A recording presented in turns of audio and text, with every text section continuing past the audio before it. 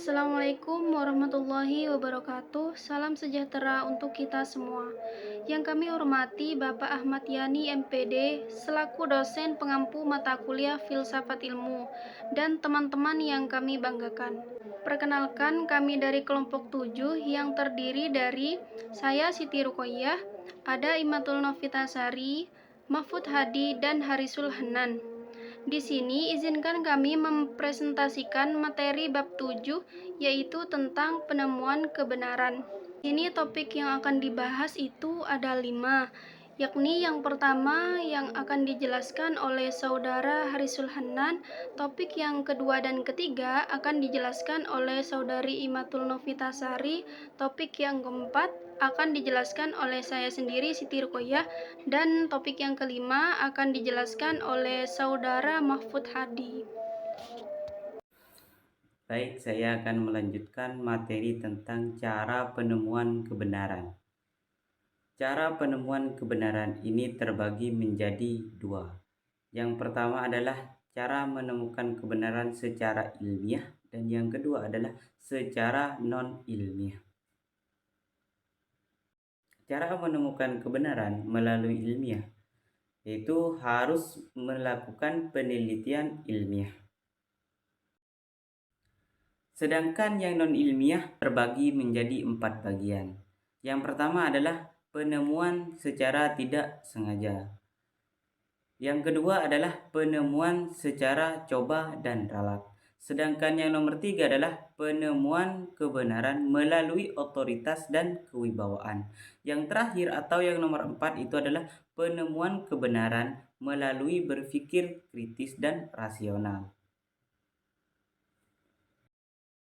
Yang dikatakan penemuan secara ilmiah harus melakukan sebuah penelitian ilmiah.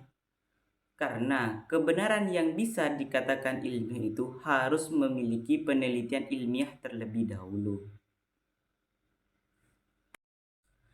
Penemuan kebetulan adalah penemuan yang tidak disengaja atau tidak direncanakan. Penemuan ini tidak bisa dijadikan sebuah metode keilmuan atau pengetahuan sebuah kebenaran. Penemuan coba dan ralat. Penemuan coba dan ralat ini terjadi tanpa adanya sebuah kepastian berhasil atau tidak berhasil sebuah kebenaran yang dicari. Cara ini tidak dapat diterima sebagai ilmiah dalam usaha mencari sebuah kebenaran. Cara menemukan kebenaran melalui otoritas dan kewibawaan. Biasanya cara ini mengambil dari perkataan seseorang atau pernyataan seseorang yang memiliki kewibawaan yang tinggi. Contohnya, seperti pada zaman Nabi Muhammad SAW itu, dari sebuah pernyataan Nabi itu dikatakan kebenaran yang mutlak menurut orang-orang Islam. Karena apa? Karena Nabi Muhammad itu memiliki otoritas dan kewibawaan yang sangat tinggi. Penemuan kebenaran melalui berpikir kreatif dan rasional. Dalam menghadapi masalah, manusia itu berusaha menganalisisnya berdasarkan pengetahuan dan pengalaman untuk mendapatkan pemecahan yang tepat dengan cara berpikir kreatif dan rasional. Definisi kebenaran. Apa kebenaran itu? Kebenaran merupakan tema sentral di dalam ilmu filsafat. Secara umum, orang merasa bahwa tujuan pengetahuan adalah untuk mencapai kebenaran.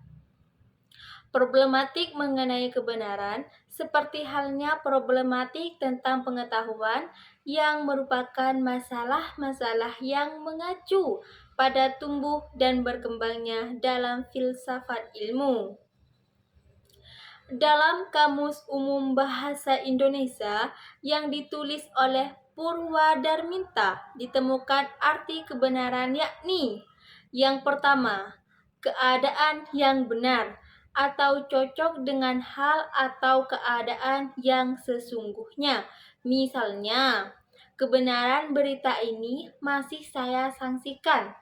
Kita harus berani membela kebenaran dan keadilan.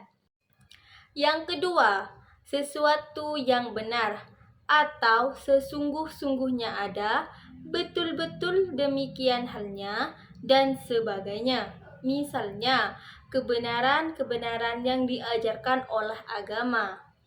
Dan yang ketiga, kejujuran atau kelurusan hati. Misalnya, tidak ada seorang pun saksi akan kebaikan dan kebenaran hati. Yang keempat, selalu izin atau perkenanan, misalnya dengan kebenaran yang dipertuan. Dan yang terakhir, jalan kebetulan, misalnya penjahat itu dapat dipekuk dengan secara kebenaran saja.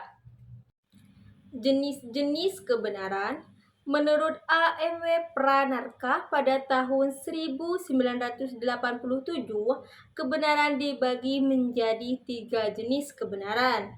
Yang pertama, kebenaran epistemologikal, yang kedua, kebenaran ontologikal, dan yang ketiga, kebenaran semantikal. Apa kebenaran epistemologikal? Kebenaran epistemologikal adalah pengertian kebenaran dalam hubungannya dengan pengetahuan manusia.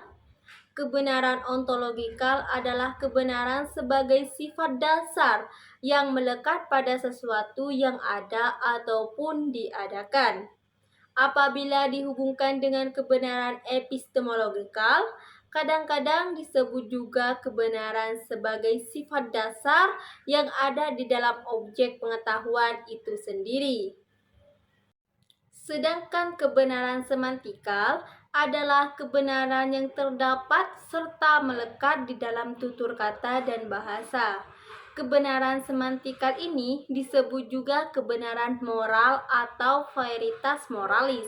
Karena apakah tutur dan bahasa itu mengkhianati atau tidak terhadap kebenaran epistemologikal ataupun kebenaran ontologikal, tergantung kepada manusianya yang mempunyai kemerdekaan untuk menggunakan tutur kata ataupun bahasa itu. Apabila kebenaran epistemologikal terletak di dalam adanya kemanunggalan yang sesuai serasi terpadu antara apa yang dinyatakan oleh proses kognitif intelektual manusia dengan apa yang sesungguhnya ada di dalam objek yang disebut ethereal ray. Di dalam ethereal ray tersebut memang terkandung suatu sifat inteligibilitas dapat diketahui kebenarnya. Selanjutnya yang D, sifat kebenaran. Sifat kebenaran merujuk pada karakteristik atau kualitas yang menentukan apakah suatu pernyataan atau informasi dapat dianggap benar. Sifat-sifat kebenaran ini melibatkan kriteria seperti kejelasan, ketepatan, dan kesesuaian dengan fakta atau realitas yang dapat diverifikasi. Menurut Abbas Hamami Mintareja pada tahun 1983, kata kebenaran dapat digunakan sebagai kata benda yang konkret maupun abstrak. Dalam konteks sifat kebenaran, konkret merujuk pada fakta atau keadaan yang dapat diukur atau diamati secara langsung. Sementara abstrak mengacu pada konsep atau ide yang mungkin tidak dapat diukur atau diamati secara langsung. Contohnya pernyataan seperti air mendidih pada suhu 100 derajat Celcius adalah konkret karena dapat diuji dan diamati. Sementara pernyataan seperti keadilan adalah nilai yang penting bersifat abstrak karena keadilan adalah konsep yang sulit diukur secara langsung. Kebenaran juga tidak dapat terlepas dari kualitas, sifat, hubungan, dan nilai itu sendiri. Maka, dengan adanya berbagai kategori tersebut, tidaklah berlebihan jika pada saatnya setiap subjek yang memiliki pengetahuan akan memiliki persepsi dan pengertian yang amat berbeda satu dengan yang lainnya. Berbagai kebenaran dalam tim dosen filsafat ilmu, Filsafat UGM Yogyakarta pada tahun 1996 dibedakan menjadi 3 hal yakni sebagai berikut. Yang pertama, kebenaran berkaitan dengan kualitas pengetahuan. Artinya, setiap pengetahuan yang dimiliki oleh seseorang yang mengetahui suatu subjek dilihat dari jenis pengetahuan yang dibangun. Maksudnya, apakah pengetahuan itu berupa A. Pengetahuan biasa, B. Pengetahuan ilmiah, C. Pengetahuan filsafat, dan D. Kebenaran pengetahuan yang terkandung dalam pengetahuan agama. Yang A. Pengetahuan biasa. Pengetahuan seperti ini memiliki inti kebenaran yang sifatnya subjektif, artinya amat terikat pada subjek yang mengenal. Dengan demikian, pengetahuan tahap pertama ini memiliki sifat selalu benar. Yang B. Kebenaran yang terkandung dalam pengetahuan ilmiah bersifat relatif. Maksudnya, kandungan kebenaran dari jenis pengetahuan ilmiah selalu mendapatkan revisi, yaitu selalu diperkaya oleh hasil penemuan yang paling mutakhir. Dengan demikian, kebenaran dalam pengetahuan ilmiah selalu mengalami pembaruan sesuai dengan hasil penelitian yang paling akhir dan mendapatkan persetujuan para ilmuwan sejenis. Yang C. Pengetahuan filsafat, yaitu jenis pengetahuan yang mendekatkannya melalui metodologi pemikiran filsafat yang sifatnya mendasar dan menyeluruh dengan model pemikiran yang analitis, kritis, dan spekulatif. Yang D. Pengetahuan agama memiliki sifat dogmatis, artinya pernyataan dalam suatu agama selalu dihampiri oleh keyakinan yang telah tertentu, sehingga pernyataan dalam ayat kitab suci agama memiliki nilai kebenaran sesuai dengan keyakinan yang digunakan untuk memahaminya. Yang kedua, kebenaran dikaitkan dengan sifat atau karakteristik dari bagaimana cara atau dengan alat apakah seseorang membangun pengetahuannya. Apakah ia membangunnya dengan penginderaan, pikiran, atau dengan rasio, atau juga dengan keyakinan. Artinya, jika seseorang membangunnya melalui indera, pada saat ia membuktikan kebenaran pengetahuan harus melalui dengan indera juga. Begitu juga dengan cara yang lain.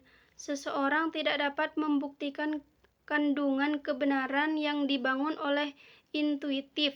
Dibuktikannya dengan cara lain, cara indrawi misalnya. Yang ketiga, kebenaran yang dikaitkan atas ketergantungan terjadinya pengetahuan. Artinya, bagaimana relasi atau hubungan antara subjek dan objek. Manakah yang dominan untuk membangun pengetahuan, subjekkah atau objek? Jika subjek yang berperan, maka jenis pengetahuan itu mengandung nilai kebenaran yang sifatnya subjektif. Artinya, nilai kebenaran dari pengetahuan yang dikandungnya amat tergantung pada subjek yang memiliki pengetahuan itu. Atau jika objek yang berperan, maka sifatnya objektif, seperti pengetahuan tentang alam atau ilmu-ilmu alam. Kehilafan. Kehilafan adalah kekeliruan atau kesalahan yang tidak disengaja yang bertentangan atau berlawanan dengan kebenaran.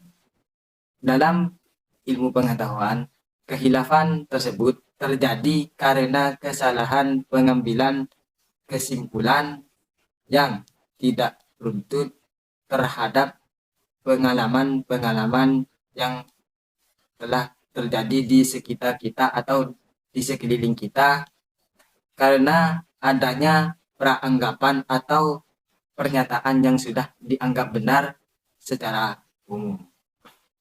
Kehilafan ini ada dari pendapat Francis Bacon yang terkenal sejak tahun 1561